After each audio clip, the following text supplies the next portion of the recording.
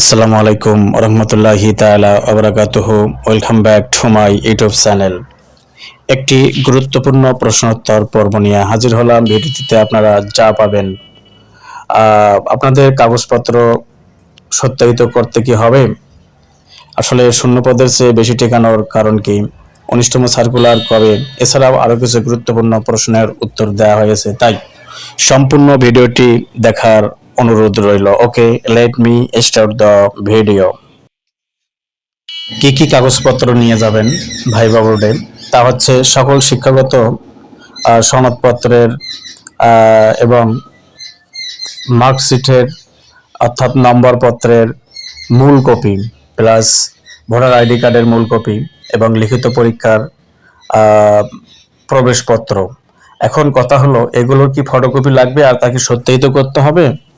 হ্যাঁ, এক set photocopy লাগলেও লাগতে পারে, প্লাস সত্যায়িত এটা আপনার একান্ত ব্যক্তিগত বিষয়। আপনি সত্যায়িত করতেও পারেন, নাও করতে পারেন, তবে করাই ভালো।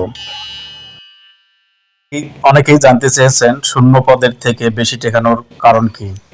আসলে কলেজের ডেট দেওয়ার পর, ভাইবার তারিখ প্রকাশের পর একটু দেখা গেল যে না, হ্যাঁ আসলে শূন্য পদের তুলনায় বেশি টেকানো হয়েছে।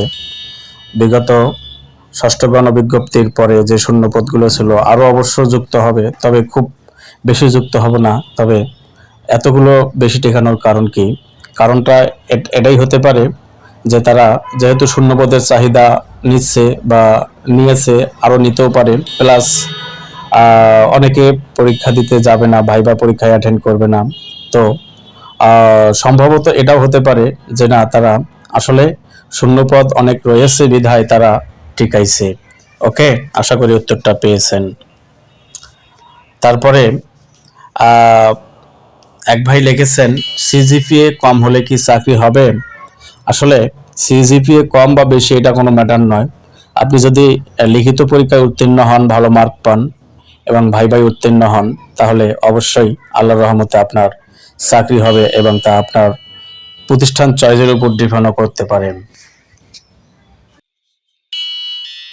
আর একজন লিখেছেন, আমারও পাসিং ইয়ার ভুল হয়েছে, সমস্যা কি হবে? এমনটাই তিনি বুঝিয়েছেন। তবে যেহেতু পাসিং ইয়ার আপনি ভুল করেছেন, সম্ভবত প্রবল সমস্যা হতে পারে।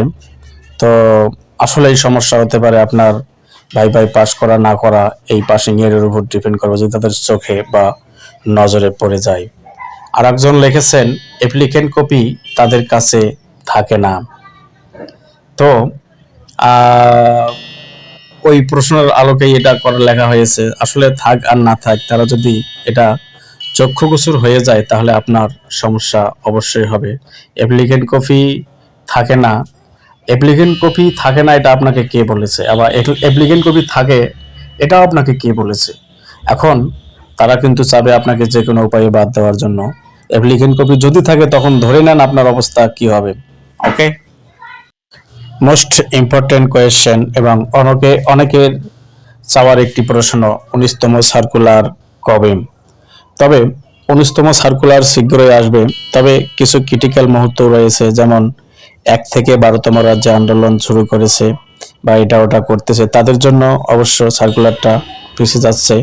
তবে আশা করি এগুলো কাটিয়ে উঠবে, প্লাস সার্কুলারটি অতি তাড়াতাড়ি আপনাদের সম্মুখে চলে আসবে। ওকে, wait for the very next video and wait for next circular.